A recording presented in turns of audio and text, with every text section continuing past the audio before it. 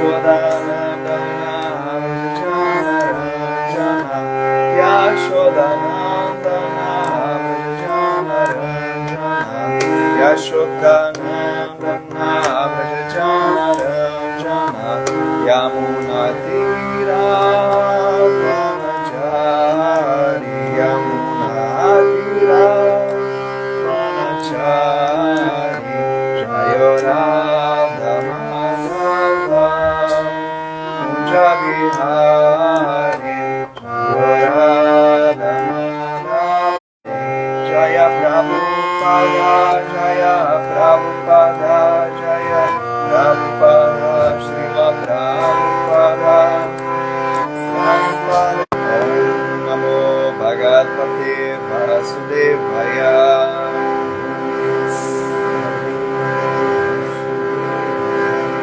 Om Namo Bhagavate Vasudevaya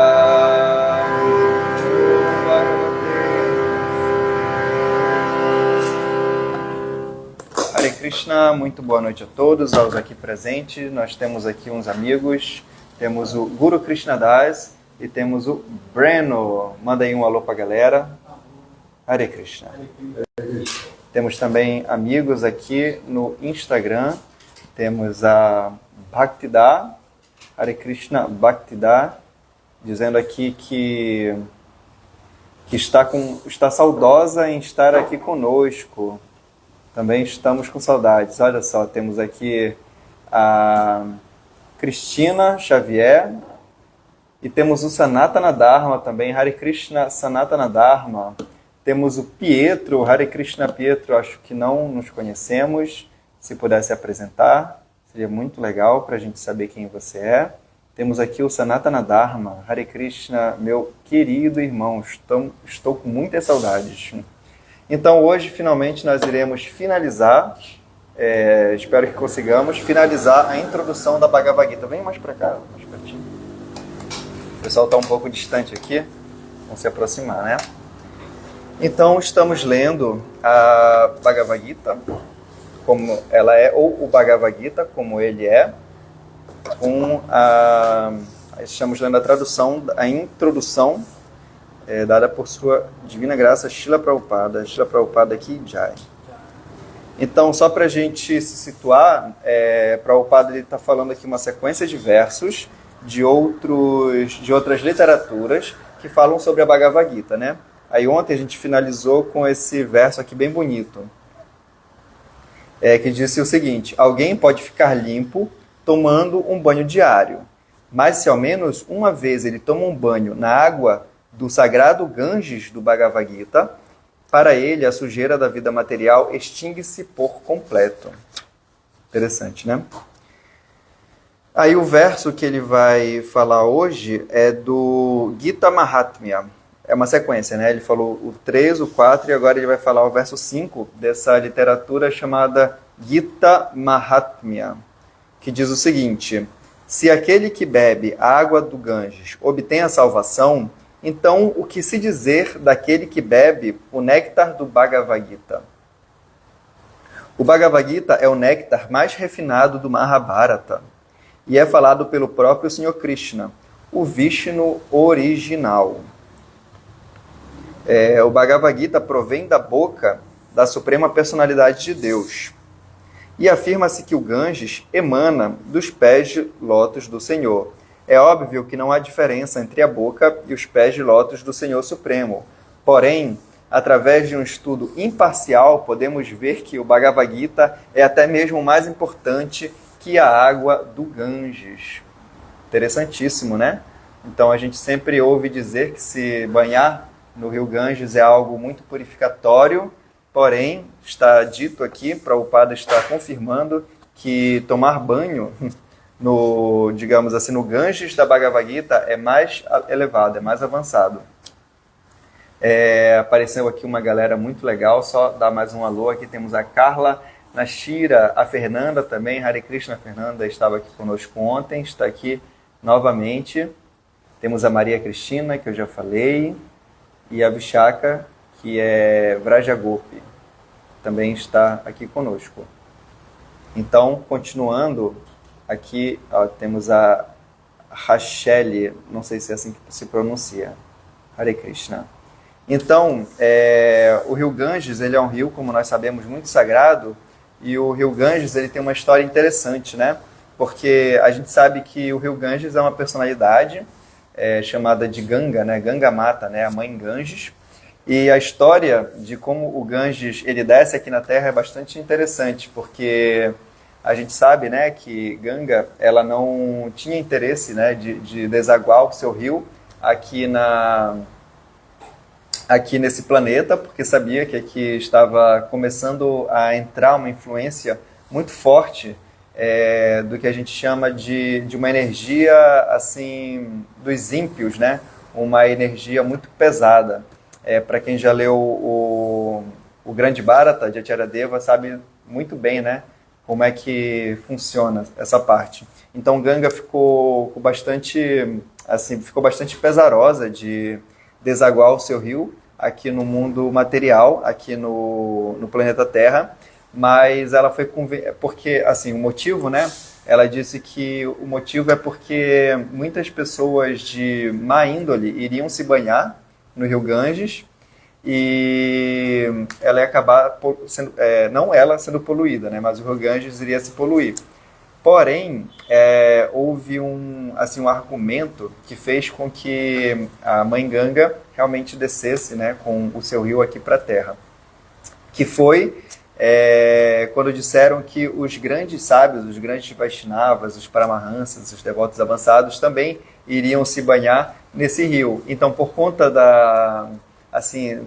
dessas personalidades se banhando no Ganges, o Ganges se tornaria cada vez mais puro e as pessoas que iriam para se purificar, elas, na verdade, iam receber as bênçãos dessas grandes personalidades que se banham também no rio Ganges. Aí daí ela falou, né, legal, tudo bem, assim eu vou, né? Então, dessa forma, grandes devotos vão lá se banhar. Mas esses devotos, antes disso, né, eles se banham com assim, o Ganges do Bhagavad Gita.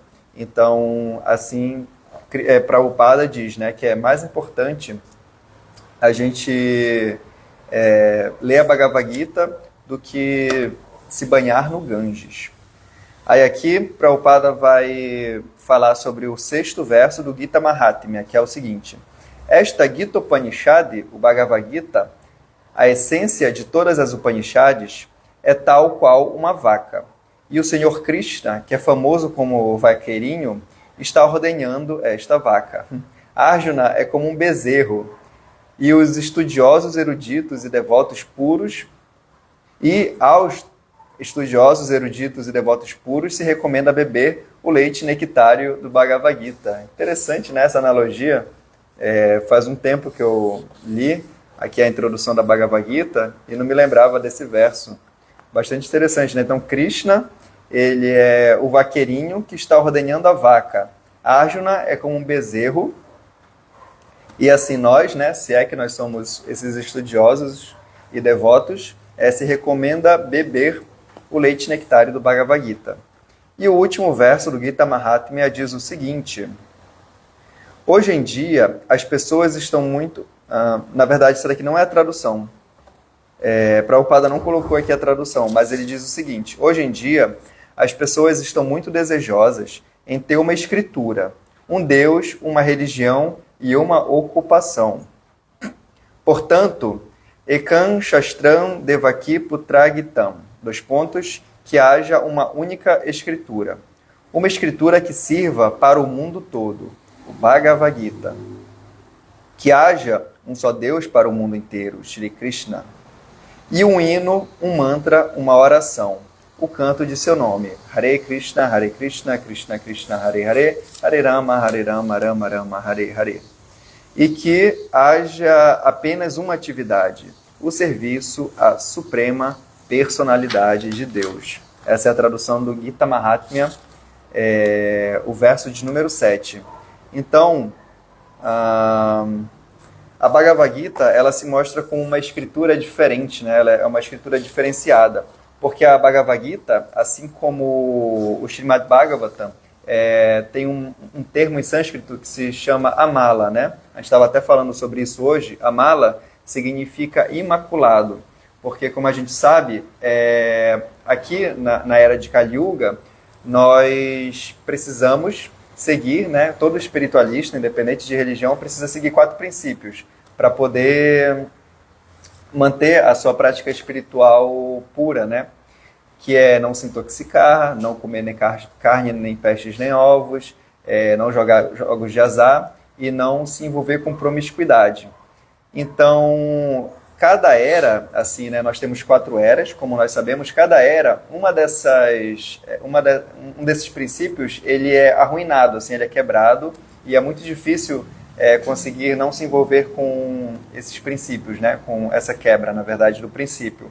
Só que um desses princípios se mantém intacto aqui na era de Kali Yuga. Isso é falado no Srimad Bhagavatam, no nono capítulo, não lembro qual capítulo. É o 19º capítulo, acredito eu, né? Depois eu confirmo.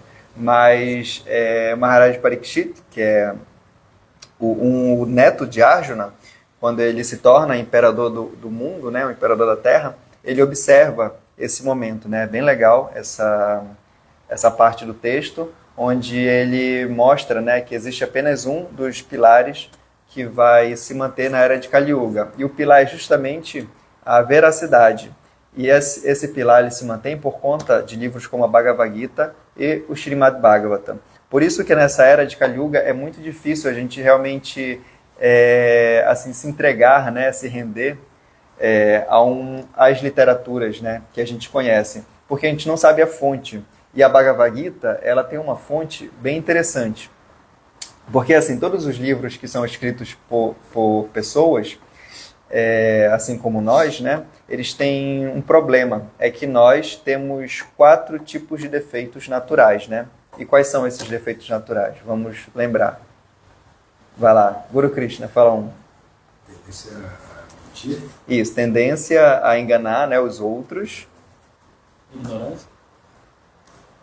Não necessariamente, né? Então, tendência a enganar os outros, tendência a se enganar, tendência a cometer erros, e o quarto é que nós temos os sentidos imperfeitos. Então, imagina a gente dedicar a nossa vida, a nossa energia, a nossa mente, tudo, para uma escritura, uma literatura que foi escrita por uma pessoa que tem essas 4 tendências, né? E por que a gente está sempre... Sempre iludido, né? Isso, sempre iludidos, né? A gente tem... estamos sempre iludidos. Então, uma pessoa escrever um livro é algo muito complicado. Porque, assim, existem 3 formas de nós entendermos o mundo externo. A ciência, né, acadêmica fala bastante sobre isso, isso se chama epistemologia. E existe também uma epistemologia védica que fala como que nós podemos observar o mundo externo, né?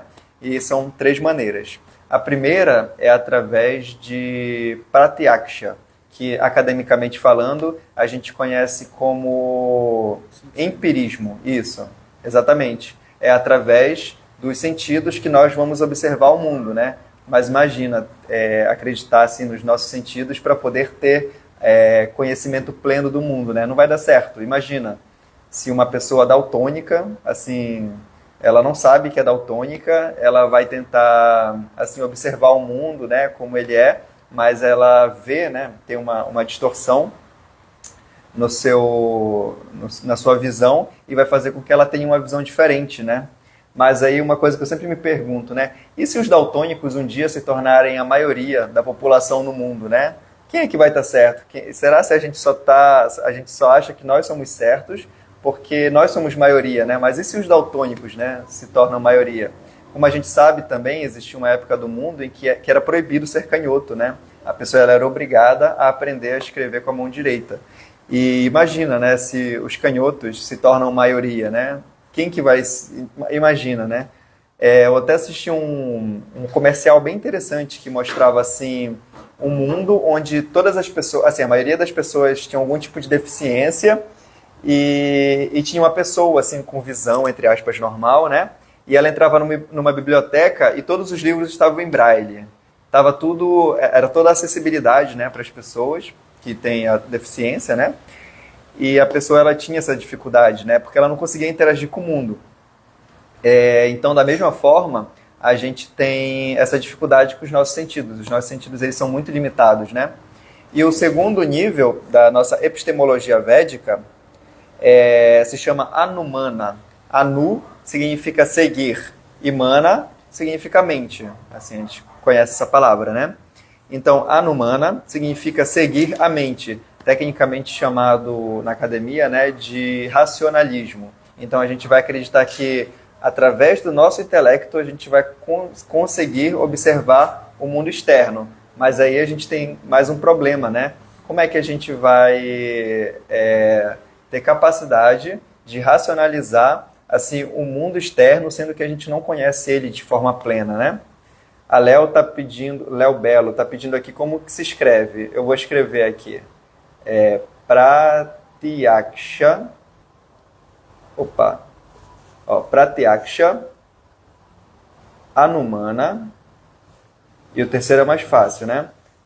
Então a gente já viu Pratyaksha, que é o empirismo, tentar observar o mundo através dos sentidos. Anumana, que é o racionalismo, tentar entender o mundo e o universo através da nossa mente. E o terceiro se chama Shabda. Shabda significa som. Deixa eu anotar aqui. Shabda. De nada. Então, Shabda significa som, ou seja, tentar entender o universo, tentar entender a realidade, o mundo, através da audição, ouvindo as instruções. Quando eu estudava, né, ensino médio, eu aprendi que assim, a escrita, o nascimento da escrita era um avanço na humanidade, né? Imagina, agora a gente vai poder gravar o nosso conhecimento. Porém, para a filosofia védica, o nascimento da escrita ela é uma decadência da sociedade, porque antigamente todo esse conhecimento da Bhagavad Gita ele era repassado oralmente. E por que ele era repassado oralmente? Porque a gente ouvia uma vez e já compreendia, né? Já entendia aquilo, já assimilava, como uma mãe, né? Ou como um pai fala, olha, não faça isso. Aí o filho, legal, não vou fazer, né? Só que hoje em dia nós temos muita dificuldade em gravar as coisas. A gente nem sabe o que a gente comeu hoje de manhã. Imagina entender filosofias tão avançadas.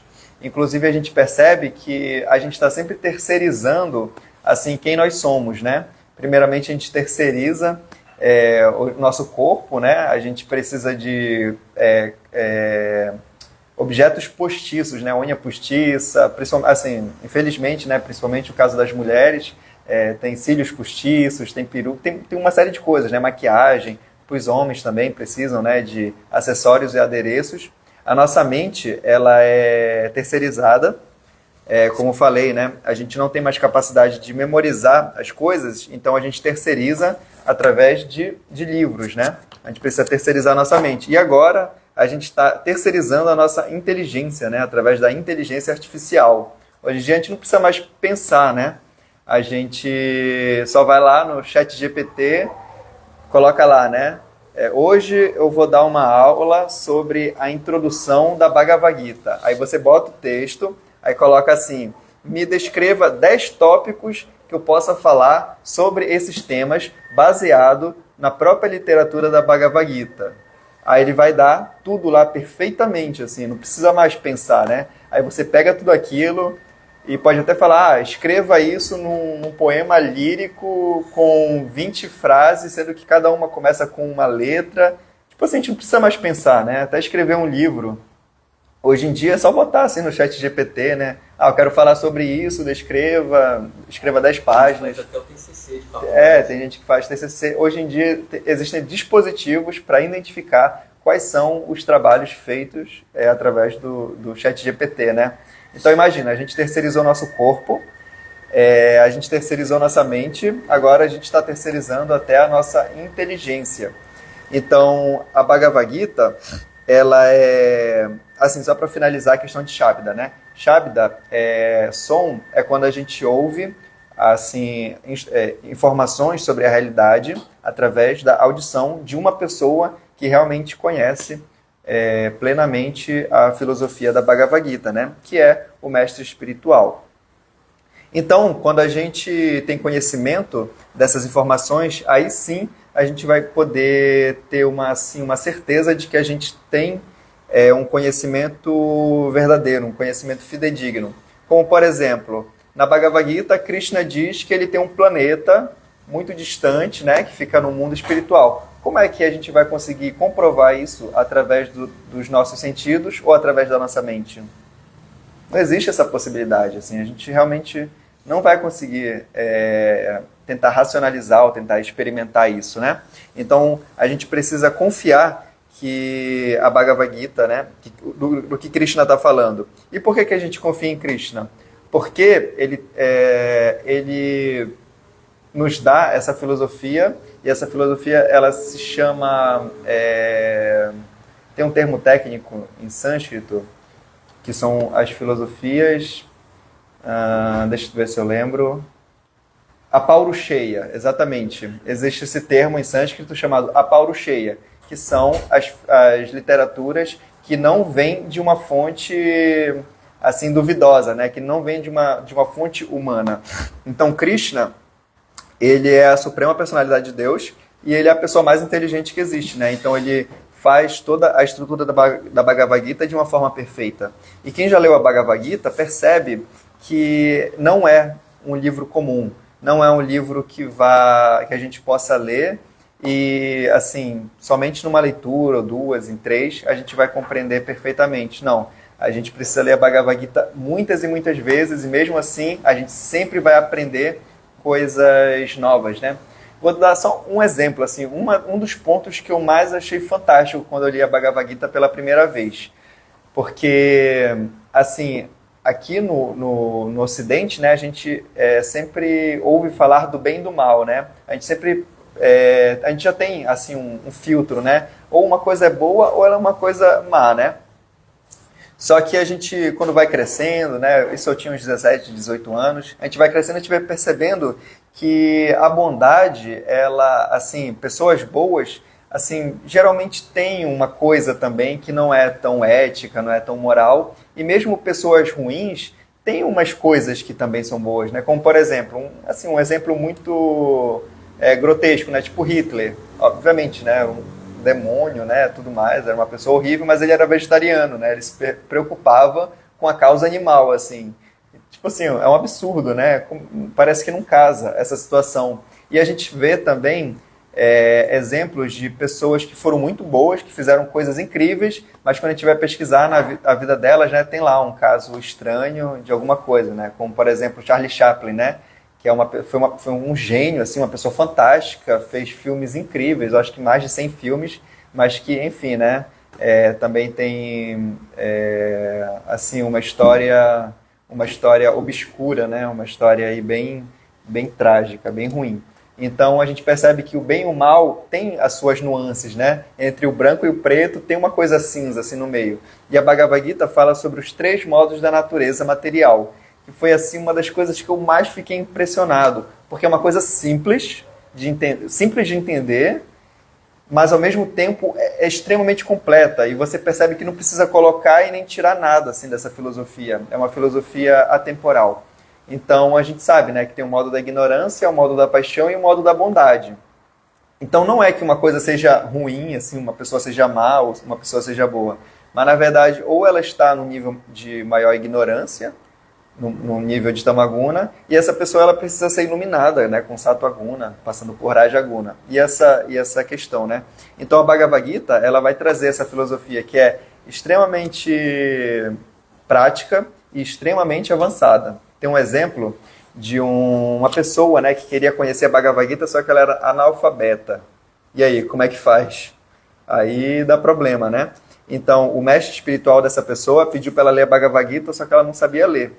Então ela pegou e ela viu a capa, né? A capa da Bhagavad Gita geralmente tem Krishna, né? Arjuna, tudo mais. E ela começou a ver as gravuras e quando o mestre espiritual voltou, percebeu que a pessoa estava chorando, né? Assim, chorando mesmo. Aí perguntou, por que que você está chorando? Aí a pessoa falou assim,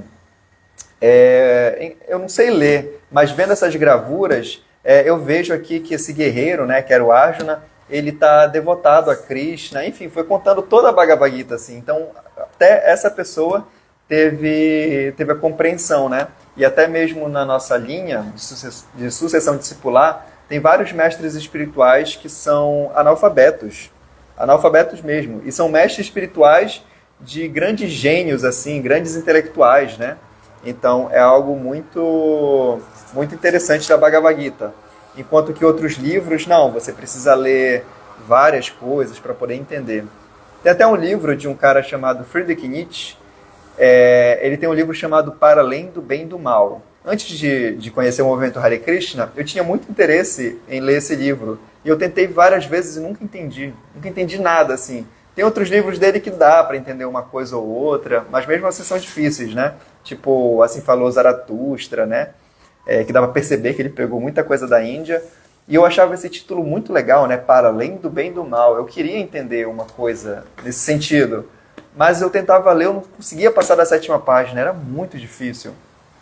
E outros livros, né, são muito difíceis, como, por exemplo, um livro que eu gosto muito, de Aristóteles, Ética Nicômaco. É um livro, assim, fenomenal, muito bom, mas eu precisei ler muitas vezes para poder entender alguma coisa e mesmo assim ainda fica estranho, né? É difícil de botar no dia a dia, né? Botar na nossa rotina um livro como esse, né, de Aristóteles, assim, é muito complicado. Mas quando você vê a Bhagavad Gita falando sobre os 3 modos da natureza material, assim, leu e praticou, assim. Agora eu vou comer somente alimentos no modo da bondade. Agora eu vou fazer amizades no modo da bondade. Agora é isso, né? Então a Bhagavad Gita ela é simples. Então, para finalizar, 7 horas é o nosso horário. Antes de começar o capítulo 1, Prabhupada ele colocou aqui a linha da nossa sucessão discipular. Quem tem a Bhagavad Gita pode ver essa página aqui, que é bem interessante. Porque tem 3 coisas, né, que nós podemos nos preocupar ao ler um livro sobre filosofia. A primeira é sua fonte, a gente já falou que é Krishna, que é uma literatura chamada de Apaurucheya. Eu vou anotar aqui porque pediram. Apaurucheya. Apaurucheya. Eu acho que é assim, talvez seja um Y, né? Qual o terceiro perigo de se ler uma escritura sobre filosofia? O conteúdo em si. Por quê? Porque o conteúdo ele pode se perder durante o tempo, né? Como, por exemplo, a Bíblia, né? A gente sabe que a Bíblia passou por algumas reformas. Teve um imperador, né, romano chamado Constantino, que ele se aproveitou do momento em que a Bíblia não era assim, conhecida por muitas pessoas. Então, ele aproveitou para fazer ali umas mudanças, né? A gente sabe que isso aconteceu. E vários outros livros isso também aconteceu, né? Pessoas mal intencionadas, ou talvez nem tão mal intencionadas. Às vezes as pessoas elas acham que sabem o que é melhor para a sociedade, né? Principalmente os políticos, né? Eles sempre falam, não, tem que ser assim, tem que ser assado. Mas é porque essas pessoas têm tendência a se iludir, né? É um dos 4 defeitos dos seres humanos. Então, a coisa vai se perdendo. Então, qual é o primeiro perigo? É a fonte. O segundo perigo é o conteúdo em si. E o terceiro, que é o pior de todos, né? A interpretação. Esse ponto é muito sério. Porque, assim, imagina, você pega... eu quero aprender... eu quero aprender a fazer uma cirurgia cardíaca, assim, né? O que eu vou fazer? Eu vou pegar um livro de cardiologia, vou ler e vou sair cortando, eu vou sair tesourando todo mundo. Não vai dar certo, né? Então, não é possível em nenhuma linha filosófica de qualquer coisa no mundo, até mesmo receita, né? Receita de bolo é fácil. Eu nunca consegui fazer um bolo. Assim, é muito complicado. Então, você precisa se aproximar de alguém que já saiba fazer aquilo. E é impressionante que para tudo na vida você precisa de um professor, precisa se submeter, né? Precisa ter uma submissão, né? Até para fazer o TCC, você vai se submeter a um orientador, né? Até para aprender a falar, que os pais ensinam. Até para aprender a falar, tudo. Mas filosofia, religião, não. Yoga, qualquer um pega qualquer coisa, fala qualquer coisa na internet. E só porque leu um livro aqui, um livro ali, não. Assim já não preciso de um mestre espiritual, não preciso de um guru, né? Então, isso acontece muito na filosofia. E uma coisa também é que a gente precisa estar dentro do que a gente chama de uma cena, né? Como, por exemplo, a gente teve no ano de 1922 a semana, né? A Semana da Arte Moderna, e ali foi um momento de grande repercussão, assim, né, da arte no Brasil. Mas por quê? Porque tinham muitos artistas juntos, né? Então é impossível você seguir qualquer tipo de conhecimento sem que você se submeta, sem que você procure um orientador, sem que você esteja num meio, né, numa cena social. Então, a filosofia da Bhagavad Gita é a mesma coisa. Por isso que Prabhupada, ele coloca aqui essa linha, porque a gente sabe que a origem da Bhagavad Gita é perfeita, a gente sabe que seu conteúdo não se perdeu, diferente de outros livros, como Mahabharata, mas a interpretação é um problema. Tem muitas pessoas que interpretam a Bhagavad Gita a seu modo. Inclusive, foi por isso que Prabhupada escreveu e comentou essa Bhagavad Gita. Porque ele não conseguiu encontrar nenhuma Bhagavad Gita que realmente fosse fidedigna. Então, ele deu a sua própria tradução, não, né? A sua própria interpretação e comentários. Ele deu o significado de Arjuna, assim, né? Realmente do que Krishna estava falando. E como ele conseguiu fazer isso? Ele conseguiu fazer isso porque ele estava dentro de uma cena, ele estava dentro de um ambiente que tinham pessoas que estavam falando para ele sobre a filosofia de uma forma pura. Por isso que tem aqui, né? Depois de Prabhupada, nós temos Bhaktisiddhanta, né? Bhaktisiddhanta Saraswati, que era seu mestre espiritual. Nós temos Gorakshora Das Babaji, que era analfabeto. Ele morava numa floresta, assim, para poder se encontrar com Gorakshora era algo muito difícil. E Bhaktisiddhanta foi o único discípulo de Gorakshora. E Gorakshora foi discípulo de Bhaktivinoda. E Bhaktivinoda era pai de Bhaktisiddhanta. Aqui tem uma coisa interessante, né? Na nossa linha tem um pai e um filho. Que legal. E o mestre espiritual de Bhaktivinoda era Jagannatha Das Babaji. Eu vou ficar só nesses pontos, porque esses 4, eles eram contemporâneos. Eles se conheciam, eles eram muito amigos, eles se encontravam, e é uma história muito interessante. Eu super indico, para quem já leu o Lilamrita, ler um outro livro chamado A Divina Sucessão. É um livro muito, muito bom, que vai falar sobre a nossa sucessão discipular, assim, sobre esses 4, né? Bhaktisiddhanta, Gorakshora, Bhaktivinoda e Jagannatha Das Babaji. E sem eles, nós não estaríamos aqui nessa live, nós não estaríamos aqui sentados, se não fosse por cada um deles, não é, todos juntos, não. Se cada um deles, se qualquer um deles não tivesse feito o trabalho que eles fizeram, nós não estaríamos aqui, né? E uma coisa interessante, só para finalizar, para fechar, eu estou só falando mais porque a Bhaktidá botou aqui uma mensagem para não terminar, né? Mas, para finalizar mesmo, esses mestres espirituais, eles se chamam acharyas, ok? Essa é a primeira informação. Acharya significa aquele que ensina pelo exemplo, ok, né? Aquele que ensina pelo exemplo. E nós temos um acharya, o nosso primeiro acharya, né, o principal, ele é Chaitanya Mahaprabhu, ok? Aqui veio há 500 anos atrás, ele é o próprio Krishna. E ele fez, assim, cada acharya tem uma característica interessante. Cada um adiciona algo no movimento Hare Krishna e dá continuidade àquilo que os outros acharyas já fizeram. Então, Chaitanya, digamos que ele seja o primeiro, né? Tem muito antes dele. Mas Chaitanya, ele introduz o canto de Hare Krishna. Ele faz isso, né? Aí depois de Chaitanya, nós temos os 6, né? Rupa, Sanatana, Swarupa, enfim, nós temos os 6 Goswamis, né? E o que eles fizeram, principalmente Rupa Goswami? Ele introduziu o canto e ele introduziu a literatura. Ele escreveu um livro chamado Bhakti Rasamrita Sindhu, que a gente estuda até hoje. Então ele fez 2 coisas, né? Fez o que Chaitanya fez e introduziu mais uma coisa. aí vai seguindo, né? Cada acharya, ele vai introduzindo uma questão. Tem aqui, Vishvanatha Chakravarti Thakura. Ele fez o que os outros fizeram e ele adiciona um conceito sobre um tema que a gente até estava falando hoje, que são os 9 estágios de Bhakti. Ele escreve um livro chamado Madhurya Kadambini, que nós até tivemos aqui um workshop muito bom, e ele introduz a prática, assim, não é só uma coisa filosófica. Agora você tem uma prática, né? Assim, você vai conseguir, como é que se diz? Agora você tem uma técnica, né, para poder praticar aquilo.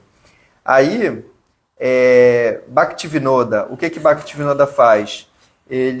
Qual é a característica de Bhaktivinoda?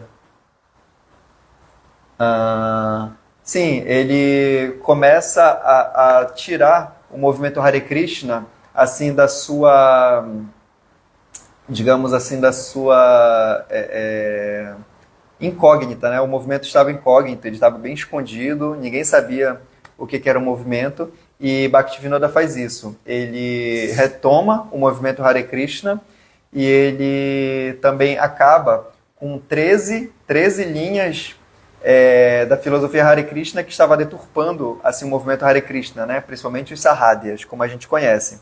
E, obviamente, ele faz tudo aquilo que os outros fizeram. Aí, Bhaktisiddhanta Saraswati, ele faz tudo e ele introduz a instituição. Ele cria a Gaudiya Mat. Ele falou, não, para a gente poder se organizar, a gente vai precisar de uma instituição. E Prabhupada, curiosamente, ele fez tudo o que os outros acharyas fizeram e fez muito mais. Por quê? Porque ele não somente assim, espalhou o movimento Hare Krishna em um local, ele espalhou para o mundo todo. Assim. Foi somente Prabhupada, nem o próprio Krishna fez o que Prabhupada fez. Ele criou uma editora, já foi a maior editora de livros religiosos, né, a BBT, assim, uma editora mundial. O que mais que ele fez? Ele tem a editora, tem os livros, a instituição, ele cria uma instituição toda muito bem estruturada e ele estruturou pessoalmente, assim, não é que ele chamou umas pessoas profissionais, uns administradores, não, ele estruturou, ele falou como uma instituição tem que ser e ela funciona até hoje do mesmo jeito e vai funcionar do mesmo jeito para sempre. Só que Prabhupada, ele vai além dos acharyas. Ele consegue fazer o que ninguém fez, levar o movimento para o mundo todo. Por isso que ele é o principal acharya, por isso que ele é realmente o acharya que vai permanecer assim até o final do movimento Hare Krishna nessa era de Kali Yuga. Só que Prabhupada, ele faz mais coisas. Ele pega não somente os seus acharyas, digamos assim, mais próximos, né, os mais seculares. Ele consegue fazer aquilo que todos os outros acharyas também fizeram, né? Todos os principais devotos, como por exemplo Prahlada Maharaj, né? Que era filho de Hiranyakashipu. Qual foi assim o maior legado de Prahlada Maharaj? Foi a proteção. Então, Prabhupada, ele tem exatamente as características assim de Prahlada Maharaj. Vyasadeva, né, que era um avatar de Krishna, ele foi um avatar literário. Prabhupada escreveu livro pra caramba. Então Prabhupada, ele fez tudo o que todo mundo fez assim, e ainda fez mais. Imagina, com 70 anos. Então realmente Prabhupada, ele não é uma pessoa comum. Ele precisa ser estudado, a vida dele precisa ser estudada e a gente precisa ler muito assim o que ele deixou pra gente. Porque ele deixou literatura para 10 mil anos. E os seus significados, sinceramente falando, são até talvez mais importantes que os próprios versos. Porque ler os versos da Bhagavad Gita é muito complicado, a gente não vai entender. Mas logo que a gente lê o significado de Prabhupada, tudo vai se tornando mais simples. E até mesmo lendo os significados de Prabhupada, às vezes a gente precisa do nosso mestre espiritual, né? O pessoal botando aqui todas as glórias de Srila Prabhupada. Então é isso. Amanhã, quinta-feira, a gente vai começar o primeiro capítulo, que é um capítulo bem, assim, um pouco difícil de se entender, porque ele vai contextualizar, mas aí a gente faz um apanhado bem legal sobre o Mahabharata, conta um pouco das histórias, que precedem a Bhagavad Gita para a gente poder entender a Bhagavad Gita, tá bom? A Léo está pedindo aqui, eu vou escrever. Acharya significa assim, Acharya. Acharya significa aquele que ensina pelo exemplo. Uma coisa que Prabhupada fez. Prabhupada, nossa, ele é muito visionário, assim, muito incrível. Ele tinha um título, né, de Bhaktivedanta. Bhaktivedanta é o nome oficial de Prabhupada, né? O nome, ele teve muitos nomes, é legal isso, muitos apelidos. Mas o nome dele de batismo, né? Não, de batismo, né? É Abhay Charan. Aí o nome dele de iniciado é Abhay Charanaravinda. Aí depois ele se tornou Abhay Charanaravinda Bhaktivedanta. E Bhaktivedanta é um título, não é assim, não é, digamos assim, um nome próprio, né? É como se fosse doutor, né? Exatamente, Bhaktivedanta. E Bhaktivedanta é um título para a pessoa que é competente tanto na Bhagavad Gita e no Srimad Bhagavatam. Então é uma pessoa que sabe, assim, de ponta a ponta, né? E Prabhupada, ele fez o seguinte, ele falou que na nossa instituição nós devemos ter assim, uma graduação também, entre aspas, acadêmica, dentro da nossa instituição. O primeiro, né, o Bhakti Shastri, que é a pessoa que é versada na Bhagavad Gita, no Néctar da Instrução, no Néctar da Devoção e no Shri Upanishad, ok? A segunda graduação é a graduação Bhakti Vaibhava, que é a pessoa que é graduada nesses 4 livros e depois ela vai poder se graduar nos 6 primeiros cantos do Srimad Bhagavatam. Aí Prabhupada criou, instituiu, né, o terceiro nível, que é Bhaktivedanta, que é o nível dele, né, que é a pessoa versada nos 4 livros que eu falei, no Srimad Bhagavatam completo, imagina, é muita coisa, né? E Prabhupada, ele criou um outro nível para que nós possamos, entre aspas, ser mais avançados que ele mesmo, que é o Bhakti Sarva Bhauma, que é a pessoa que é versada em todos esses livros e no Chaitanya Charitamrita. Então imagina, Prabhupada, e uma coisa que ele falou também é que todos os seus discípulos têm que se tornar guru. Assim, todos. Então ele quer que todo mundo suba, né, ao nível mais avançado. E o meu Guru Maharaj, né, Chandramukha Swami, eu tive o prazer, né, de ser treinado por ele durante alguns bons anos. E às vezes, quando ele me treinava, ele fazia uma coisa que eu não entendia, e eu fui entender há poucos dias. Quando eu não conseguia desenvolver uma certa atividade, ele fazia assim, Guru, isso daqui eu faço rapidinho, eu faço de uma forma assim, você não está conseguindo. Aí eu ficava na minha cabeça, tá, mas o senhor é um guru, tem 40 anos de estrada, tem tudo mais. Aí hoje em dia, né, eu percebo, ele estava tentando me mostrar que eu também posso ser capaz de tudo isso. Obviamente eu não vou chegar no nível dele, né? Eu tenho 28 anos, com 27 ele já era sannyasi. Mas os acharyas da nossa instituição, eles fazem isso, né? Eles pegam a gente e dão uma estilingada mesmo, assim, levam a gente lá para cima, né? Dão muitas oportunidades para a gente poder se desenvolver. Então, esse é um acharya, né? E existem os outros acharyas, né, que ainda estão vivos, como, por exemplo, os mestres espirituais, os gurus, que quem ainda não tem, eu super indico que procure pesquisar quais são os gurus que tem no Brasil, para se aproximar deles mesmo e não perder tempo, porque a gente não sabe quanto tempo de vida a gente tem, não sabe o que vai acontecer na próxima esquina. Nesse mundo material existe um perigo a cada passo. Então, a gente tem que viver em estado de emergência.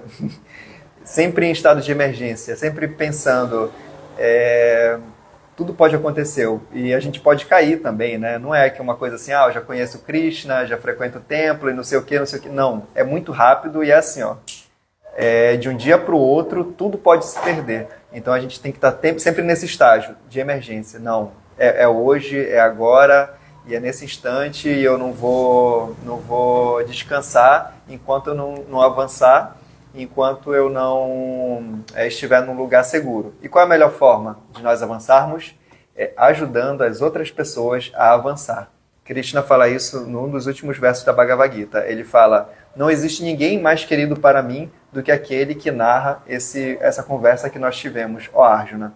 Então a gente tem que estar sempre meditando como levar Prabhupada para o mundo, como que a gente pode apresentar da melhor maneira, quer dizer, da maneira verdadeira, não existe de uma maneira ruim, né? O movimento Hare Krishna para o mundo, porque ele realmente é completo, ele vai se manter durante seus próximos 10 mil anos, e a gente tem todos os aparatos que podem fazer com que a gente ajude o mundo todo a se livrar das 3 classes de misérias, que são, né, a Adhyatmika Klesha, que são as misérias advindas de nós mesmos, né, as misérias que a gente mesmo cria. Tem a Adbhautmika Klesha, que são as misérias que as pessoas trazem pra gente, né, pessoas que vão falar de forma rude, vão, sei lá, né, fazer qualquer coisa. E tem o terceiro, né, que é a Adidaivatmika Klesha, que são as misérias advindas das catástrofes ambientais. Então são essas as 3 misérias que nós temos, por isso que as pessoas sofrem, e a gente tem toda a capacidade, através da Bhagavad Gita, de ajudar o mundo todo da melhor maneira possível. E uma coisa interessante é que a gente não precisa ficar agregando as coisas, né? A Bhagavad Gita ela já completa em si, o movimento Hare Krishna já tem todas as ferramentas que a gente precisa, né? A gente já tem o mantra, a gente já tem o alimento, a gente já tem a literatura, a gente já tem a instituição, já tá legal, assim, Prabhupada já deixou. A gente não precisa ficar inventando a roda, é só botar em prática o que Prabhupada fez. Esse é o mais difícil, né? A gente ouvir. Por isso que Shabda é o mais importante, ouvir, né? Hoje de manhã na leitura do Srimad Bhagavatam estava falando sobre isso. Vedanta Jruti, que é ouvir, né? Jruti também significa ouvir, né? Ouvir o Vedanta através da nossa audição. Então é isso, galera.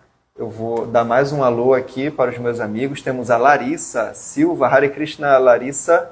Eu acho que eu ainda não lhe conheço também, se pudesse apresentar. Temos o Bhakta Adriano, grande amigo. Esqueci o nome da sua cidade, Bhakta Adriano.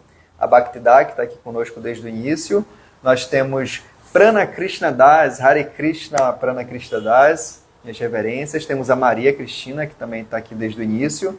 Carla Nashira, que também está conosco. A Fernanda, Hare Krishna Fernanda, que bom que você ficou aí. Estamos com saudade de você. Temos a Thalita Paiva, Hare Krishna Thalita, uma grande amiga, grande apoiadora aqui do templo, está sempre por aqui.